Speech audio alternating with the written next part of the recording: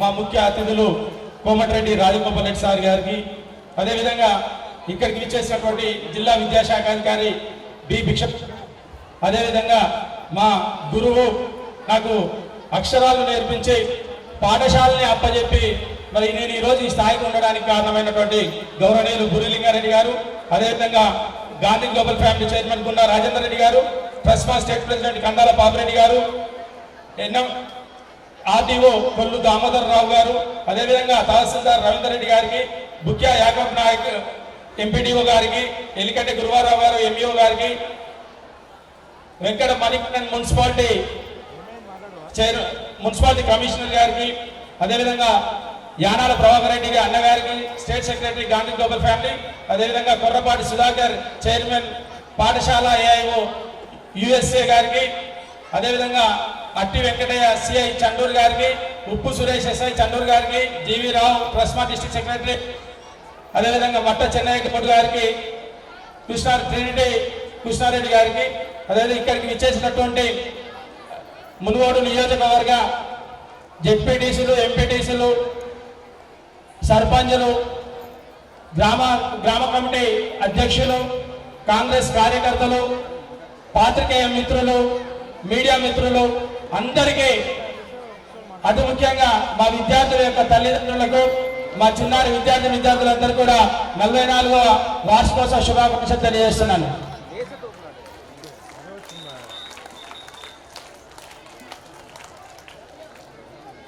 Gandhiji school అంటే ఒక brand. Gandhiji school 1980లోనే దాదాపు అన్ని విషయాలు చెప్పడం జరిగింది. నేను బ్రీఫ్గా ఫాస్ట్గా చెప్తాను. 1980లో గురువు గారు పెట్టారు. 1980లో బురిలింగారెడ్డి గురువు గారు స్థాపించినటువంటి ఈ పాఠశాలలో 1983 నుండి 1990 వరకు ఈ పాఠశాలలోనే 1వ తరగతి నుండి 7వ తరగతి వరకు చదువుకున్నాను. తదుపరి ఒక 10 సంవత్సరాల తర్వాత 2001లో వాళ్ళు వయసు రీత్యా ఈ పాఠశాలను, గాంధీజీ పాఠశాలను ఒక మంచి స్టూడెంట్ అయితేనే, నా దగ్గర చదువుకున్న ఒక మంచి వ్యక్తి అయితేనే ఈ పాఠశాలని రన్ చేశాననే ఒక నమ్మకంతో, నేను చదువుకునే సమయంలో నా దగ్గర ఉన్నటువంటి క్రమశిక్షణ నచ్చి శ్రీను దీనికి న్యాయం చేశాడని చెప్పేసి ఈ పాఠశాలని నా చేతిలో పెట్టేసి, నిజంగా ఆ సారు వచ్చినప్పుడల్లా, శ్రీను నువ్వు చాలా గర్వంగా నడుపుతున్నావు, నేను ఊహించిన స్థాయిలో కాదు ఇది, నేను ఊహించిన దానికన్నా చాలా స్థాయిలో నువ్వు నడుపుతున్నా అని చెప్పి ఓ రోజు నా ఆఫీస్ రూమ్కి వచ్చేసి ఇంత బాగా నడుపుతున్నా అని చెప్పి తను కళ్ళపొండి నీళ్లు కార్చాడు. ఆ రోజు అనిపించింది ఇంకా చాలు, ఈ జీవితానికి చాలు, నా గురువు గారు ఈ విధంగా మెచ్చుకున్నారని చెప్పేసి ఆ రోజు అనుకున్నాను. అదే స్ఫూర్తిలో ఈ రోజు వరకు కూడా చాలా స్ఫూర్తితో నడిపిస్తున్నాను. ఇదిగా ఇంతకుముందు ఏవీలోనే చెప్పారు, 2010-11 సంవత్సరాల్లో అనుకోని సంఘటనలు అన్ని వచ్చేసి మీద పడినా కూడా, రాజకీయ శక్తులు మీద పడ్డ అనేక రకాలుగా ఉంటే అప్పుడు ఉంది ట్రస్మా నా వెనకాల ఉండి ఈరోజు, ఆ రోజు నేను పడ్డ కష్టాలు పడొద్దని చెప్పి ట్రస్మాలోని లీడర్ ఎదిగి ట్రస్మాలో జిల్లా అధ్యక్షుని అయ్యాను. ట్రస్మా ఈరోజు చాలా మంది ట్రస్మా నాయకులు ఈ వేదికకి వచ్చారు. వాళ్ళందరూ కూడా పేరు పేరున నా హృదయపూర్వక కృతజ్ఞతలు తెలియజేస్తున్నాను. ఈ స్థాయికి నేను రావడానికి కారణం ఈ 23 సంవత్సరాల్లో నా తల్లిదండ్రులు, నా విద్యార్థుల యొక్క తల్లిదండ్రులు నన్ను నమ్మి ఇక్కడ పంపించారు. కాబట్టి వేదిక మీద నుండి మీకు తల వంచి నమస్కారాలు తెలియజేస్తున్నాను. అదేవిధంగా ప్రతి సంవత్సరం జాతీయ స్థాయిలో కూడా ఆటల పోటీ, ఓన్లీ విద్యలోనే కాదు జాతీయ స్థాయిలోనూ ఆటల పోటీ, టగ్ ఆఫ్ వార్ ఆటల పోటీ కానివ్వండి, డ్రాప్ రో బాల్ కానివ్వండి, షూటింగ్ గేమ్లో కానివ్వండి, అన్నింటిలో కూడా స్థాయికి వెళ్ళి విద్యార్థులు మంచి ప్రదర్శించి రాష్ట్ర స్థాయిలో, జాతీయ స్థాయిలో అవార్డులు తీసుకొచ్చిన విద్యార్థులందరూ కూడా హృదయపూర్వక కృతజ్ఞతలు తెలియజేస్తూ, మా తల్లిదండ్రులందరూ కూడా ఒకటే చెప్తున్నాను, నేను నా పిల్లల్ని నా దగ్గర కల్పించాను. నా పిల్లల్ని, అరే నీ దగ్గర డబ్బులు లేవా, నీ పిల్లల్ని హైదరాబాద్ కార్పొరేట్ స్కూల్లో వేయంటే, మొదలు నా పిల్లల్ని నా దగ్గర చదివించకపోతే నా తల్లిదండ్రులకు నమ్మకం ఏముంటుంది? నేను ఖచ్చితంగా నా దగ్గర చదివిస్తేనే నా తల్లిదండ్రులకు నమ్మకం ఉంటుంది. నా పిల్లలు నా దగ్గర చదివించుకొని, నేను చిన్నప్పుడు మా అమ్మాయి పుట్టినప్పటి నుండి చెప్పాను, నా అమ్మాయిని ఖచ్చితంగా డాక్టర్ని చేస్తానని చెప్పాను. ఏదో పేమెంట్ 2 కోట్లు కట్టి, ఏదో పేమెంట్ కట్టి నేను డాక్టర్ని చేయలేదు, కష్టపడి చదవాలని చెప్పాను. నా దగ్గర ఆ ఎడ్యుకేషన్ అందించాను అందరి పిల్లలకు.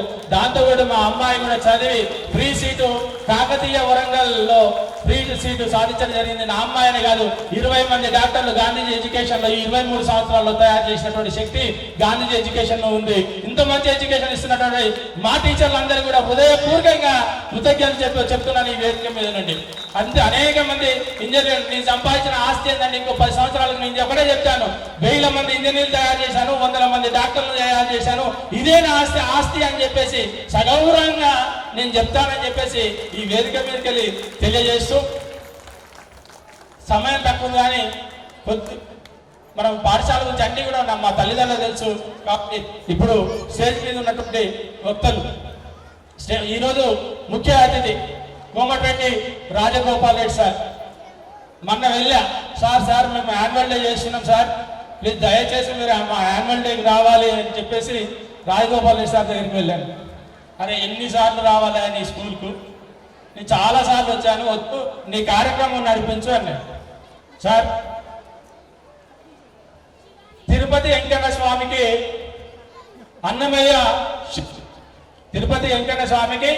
అన్నమయ్య ఎలాగో శ్రీశైలం మల్లికార్జున స్వామికి భక్త కన్నప్ప ఎలాగో, శ్రీరామునికి హనుమంతుడు ఎలాగో, కోమటిరెడ్డి రాజగోపాల్ రెడ్డి సార్కి కోడి శ్రీనివాస్ అలాగా.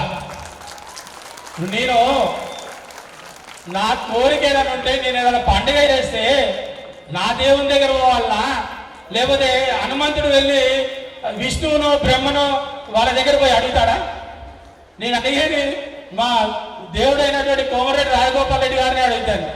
దయచేసి సార్ ఏ కార్యక్రమం ఉందన్నా భక్తునిగా నీ శిష్యునిగా మాకు ఒప్పుకొని కార్యక్రమాలకు రావాల్సిందిగా స్టేజ్ మీద నుండి మిమ్మల్ని కోరుకుంటాను సార్. నిజాయితీకి నిలువుటద్దం కోమటిరెడ్డి రాజగోపాల్ రెడ్డి గారు. నేను ఇప్పుడు ఇక్కడికి వచ్చిన తర్వాత సార్ గురించి ఒక 100 మాటలు మాట్లాడాలని ప్రిపేర్ అయ్యాను. నిజంగా సార్ దగ్గర నేను ఏం మాట్లాడను, ఇప్పుడు సార్ చెప్తాడు. ఏ రోజు కూడా సార్ దగ్గర నేను ఒక్క మాట కూడా మాట్లాడు, సార్ను చూస్తేనే 100 మాటలు అడగాలని పోతాం, ఒక్క మాట కూడా అడగలేము.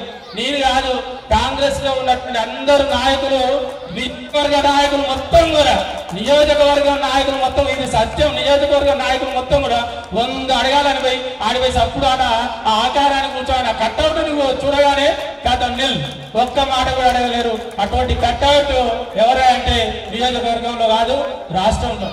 అందరూ రాజకీయంలో డబ్బులు సంపాదిస్తానికి రాజకీయం చేస్తాడు, సారు మాత్రం డబ్బులు ఖర్చు పెడతానికి రాజకీయంలోకి వచ్చాడు. వ్యాపారాలు చేస్తున్నాడు, సంపాదిస్తున్నాడు. ఆ డబ్బులను తీసుకొచ్చి నిజంగా ఎంత మంది పేదవాళ్ళు బ్రతికారు ఈ నియోజకవర్గంలో అంటే అది లెక్కల్లో చెప్పలేదు. రోడ్డు యాక్సిడెంట్ అయ్యి ప్రమాదాలు జరిగితే హాస్పిటల్ సార్ ఈ విధంగా ప్రమాదం జరిగింది, డబ్బులు లేవు సార్ అంటే ఎన్ని డబ్బులు ఖర్చు అయినా ఒకటి ఆ ప్రాణం బతకాలి అని చెప్పి ప్రాణాలు బతికించేటటువంటి దేవుడు.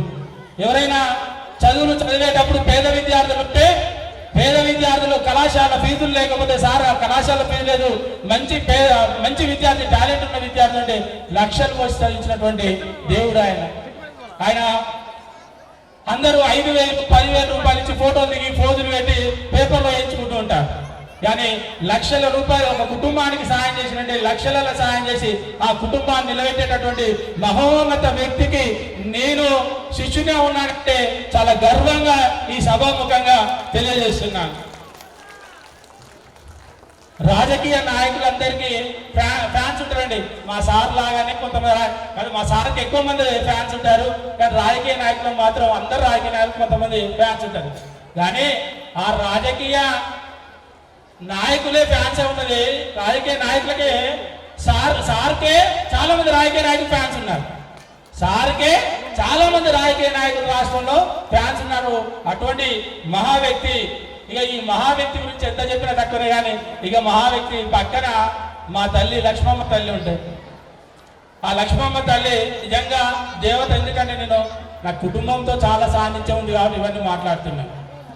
ఆ లక్ష్మమ్మ తల్లి సారు పాపం మరి వాళ్ళు పేదవాళ్ళట్టుంది, సాయం చేద్దాము అని చెప్పి సార్ నోట్లకి వెళ్ళి 2 లక్షలు ఇద్దాం, వాళ్ళకు పెళ్లిళ్ళు చేద్దాం, పేద పిల్లలు అమౌంట్ లేదు, తల్లిదండ్రులు లేరు, 2 లక్షలు ఇచ్చి సాయం చేస్తుంటే ఆ మా తల్లి 2 లక్షలు ఏం సరిపోతుందండి, ఒక 4 లక్షలు ఇవ్వండి అని చెప్పి ఆ తల్లి మొన్న నేను మునుగోడు పోయా, సార్ దగ్గర పోయి సార్ యాన్యువల్ డే ఉంది రమ్మని చెప్తాను. కాకపోతే సీను వచ్చినావు కదా, పశ్చిమూరులో అమ్మ 30 లక్షలు పెట్టి స్కూల్స్ రూమ్స్ కట్టించింది, వెళ్దాందా అని చెప్పి నన్ను వెంట పెట్టుకొని పోయాడు.